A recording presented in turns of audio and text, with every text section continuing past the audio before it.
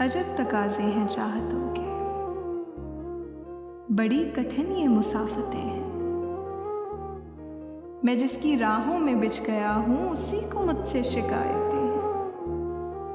शिकायतें सब बजा हैं लेकिन मैं उसको कैसे यकीन दिलाऊं।